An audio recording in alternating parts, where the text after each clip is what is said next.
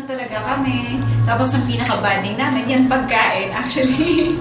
At kumakain kayo sa lagay niya. Kumakain. May mga ano kasi, meron kasi isang table doon. And then meron kaming dalang food. Tapos lahat nandun. So sharing.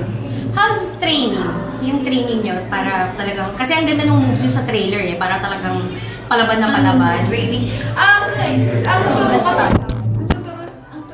kasi sa akin, si Coach May, which is, yun rin yung nagturo kay Rocco and kay Kylie.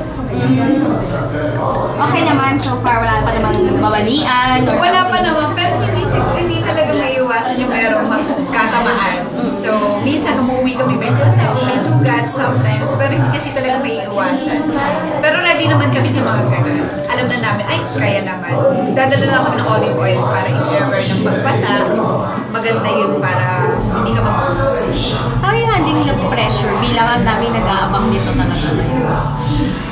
Actually, nagpapray na lang ako. Pinapapray ko na lang, Lord, tulungan niyo ako. Pero syempre, ginagawa ko pa rin yung best ko para naman masuklian din yung mga taong sumusuporta dun sa Encantadia. Yung nag-expect na ko. Kasi ang ganda ng trailer nyo eh. So people are like, sana pag talagang yung run na, talagang ganun din talaga, ka-fierce yung dating ninyo doon. Kaya, talagang pinaghahandaan nila yung Encantadia. So, sobrang talagang masuri yung ginagawa ng mga sa buong production. Talagang, kaya nga sabi namin, nung napanood namin yung unang labas ng Encantadia, sulit pala talaga yung hirap at pagod ng buong production. Yes. Kailan kayo nag-start ba na mag-shoot? Nakakailang days na? April. So nakaka 1 month? Ay, Ay, 1. May. Yan, May. 2 months. Ilang araw yung taping ninyo? 4 days ang taping namin. Nung una, Monday, Wednesday, Friday, and then Saturday. Hanggang nalipat ng Monday, Tuesday, Wednesday, and then Friday.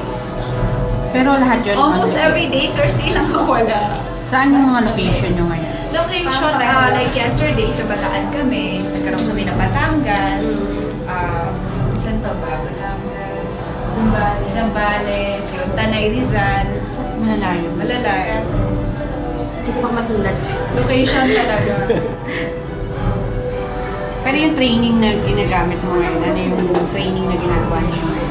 Sa ngayon yun, ang pinaka-training namin, ako kasi ako talagang artist, pinapatuloy ko pa rin yung artist ko. And then, after na, nagkaroon pa kami ng mga workouts. Siguro, pinaka-workout ko nga cardio lang. Yan. Join ka na. Yun lang yung tanong ko. Hindi naman tanong yun eh. Wala akong maisip. Ang init sa labas. Sinong pinaka-close mo sa cast? Cast, lahat sila, as in, diba, super close tayong lahat. Wala tayong parang, ay, mas close siya. Besties, walang besties. Walang lahat. Actually, walang grupo. Isang malaking ganun kami. Sabi-sabi kaming kunyari kakain, ganyan. Sa isang Sabi sa inyo, pagkain talaga yung ano namin. sa isang taping day, it's either lunch or dinner. Magkakasabay kami lahat. With Direct Mark and Miss Winnie. Ganun. Yun yung rule ni Direct. Dapat sa isang araw, may isang meal na sabi-sabi kami. Mga ilang episodes na yun na na-shoot na? So, 4 until week 6 po. But then, butas-butas pa. Hindi pa siya yung When you first saw yung trailer, ano yung reaction nyo? Diba? Kasi di ba may mga special effects na eh. Ako sobrang na ano ko eh. Yun nga, sabi ko, na nakakakilabot, na parang nakakaiyak. Yung sa amin, na parang sulit pala, yun nga, na parang sulit talaga yung pagod at hirap ng buong production. Kasi yung, alam mo yun, yung puyat nyo, parang wala eh, nag-enjoy kayo. Tapos nakita nyo yung result ng palabas. Ang ganda. Ako naman yung... Ganda ng feedback. Nakita ko yung trailer, wow, yung special effects. Hindi ko yung na-expect na, yung nakikita ko yung tubig na gano'n.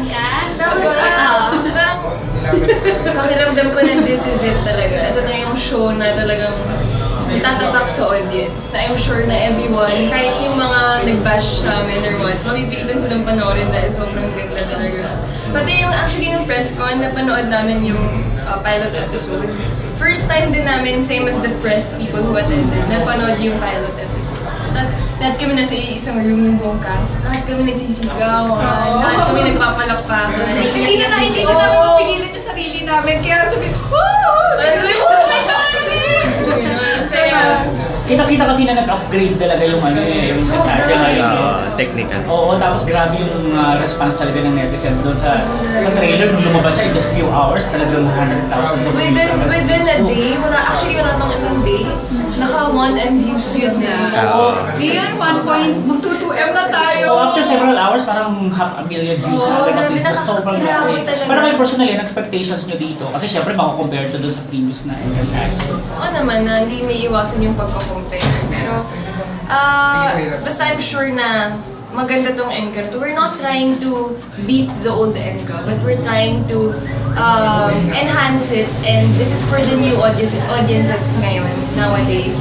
Same as na yung mga nagstay na loyal Encantadics, at least ngayon mas mapapanood din na ng mas enhanced talaga. How are you holding up with the pressure now? Kasi sa role mo din from the previous na ano, and then sing-sing and all, diba? The pressure is always there. For me naman, I work, mas okay ako mag-work pagka there's pressure. If I'm nervous, when I'm under pressure, I work at my best when I'm under pressure. So for me, okay din yun para hindi ako ma-relax, hindi ako ma-lay back lang, na parang okay na ako sa role, tanggap na ng tao na okay ako sa role nito. Pero okay na continuous learning pa din, hindi ako mag-stop na mag-excel, maging better. Okay rin yung maging pressure na ako. Ako naman, parang, tama yung sinabi ni Gab na parang hindi ka pwede maging relax dito.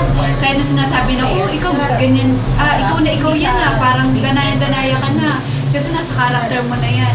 Hindi ka dapat mag-stick lang doon. Kailangan mo mag-excel pa talaga. So, kailangan pag-aralan mo pa bukod sa meron ka na nun, kailangan mo pang dagdagan. Were you given the chance to talk with the previous cast, like sila Karil, sila Isa, yan? Hindi ba kayo pointer sa kanila, sa mga original? Yung original, may time na nag-story ko, yung nag-live sa 24. Nakakatawa kasi lahat ng sangers, yung tatlong sangers, nag-greet na, siguro ako siya. Si Miss Gariz na lang hindi nag-ano. Pero ako naman, naisip ko naman on the bridal side, baka naman hindi pwede sa network or may conflict, ganyan. But then, nag-exert siya ng effort the next day na hindi niya masyadong pinahalata, pero nag-post siya ng photo na this is for you, Gabby girl. Tapos hawak niya yung sibat niya. So parang, alam mo yung, kahit na feeling ko hindi siya allowed, parang nag-exert siya ng onting effort. Tapos, parang may sundot lang, nakakilig. Tapos after na nag-comment siya na, don't forget to put oil when you're swimming pagka 2 a.m. in the morning. Yung very personal yung message niya. And also, she followed me on Twitter and Instagram. So, mas nakakakilig sobra. Ano yung backgrounder nung characters niyo?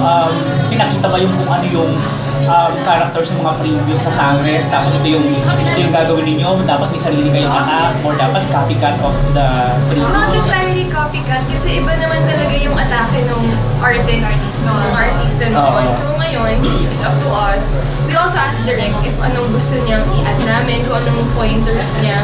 But then definitely we will not change the characteristics of the Sangres before that. So pinanood nyo din? Nag-a-add lang kami ng flavor sa ngayon. Same pa rin naman, pero hindi rin naman namin inaalis yun. Pero nag-a-add lang kami ng flavor. Pero napanood nyo yung Encantadia before? Yes, snippets. Ako bago ako mag-audition, pinanood ko yung hanggang episode 40 para lang alam ko yung background nila. Snippets na ako naman 60. Layo eh. Snippets lang pa yun. Nakaka-addict kasi talaga siya. Maganda siya. Pero yung mga role nyo ngayon, ito talaga in-inspire nyo na role, nung pinapanood nyo na, ay, parang ito mas bagay sa akin. Or nung nag-audition kayo, alam niyo na ba agad na yan, kumbaga specific pa yung nag-audition kayo or just audition? Ako, I just ano na ibigay? Kung ano lang yung ibigay sa akin. Pero dream ko na talaga yung ganaya. Pero syempre, binigay agad muna nila, lira, ganyan. Pinaganap muna sa yung iba. Hanggang nung last na, nung final na, si Danaya na yung pinaganap sa akin. Which is, ito yung paborito ko, ito yung gusto ko. Tapos, oh my God, ito na siya ngayon. Ako naman yung in-audition ko, Alena na talaga. Kasi I really wanted Alena. Nakakatawa kasi yung mga kasabay ko, mas mga senior artists na than me. Ako, I'm the only teenager. So parang yung mga tao, oh Gab, anong audition mo? Lira? So, hindi, sangre. So parang talagang kinailangan kong i-boost yung sarili ko in order to audition for a sangre role. But then, after that, pinatry din nila sa akin yung Amihan, pero Alena talaga yun. So